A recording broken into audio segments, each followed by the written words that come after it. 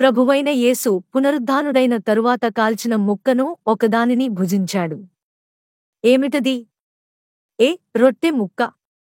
B. చేప. C. మాంసము. D. తేనె పట్టు.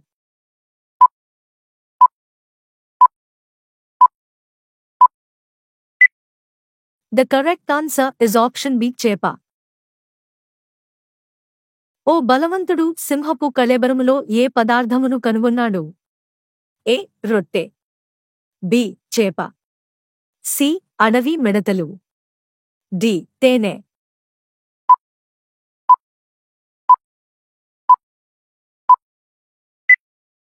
The correct answer is option D. తేనె. ఏలియాకు కాకులు రొట్టెతో పాటు దేనిని తెచ్చిపెట్టాయి? ఏ. మాంసము. బి. చేప.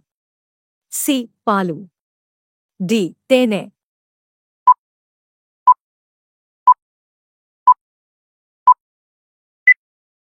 The correct answer is option A. మాంసము.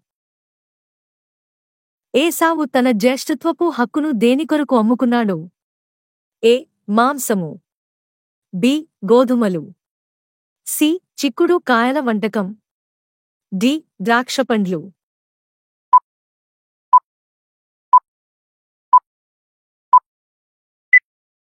The correct answer is option C. చిక్కుడు కాయల వంటకం. ఇస్సాకు తన కొరకు అడవికి పోయి దేనిని తెమ్మని ఏసావును పంపాడు? ఏ. మాంసము. బి. గోధుమలు. సి. చేపల పులుసు. డి. ద్రాక్షపండ్లు.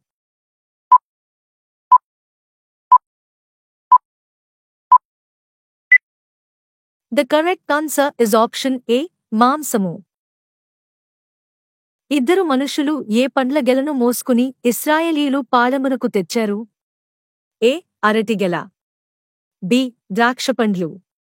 సి. దానిమ్మ పండ్లు. డి. పైవేవీ కాదు.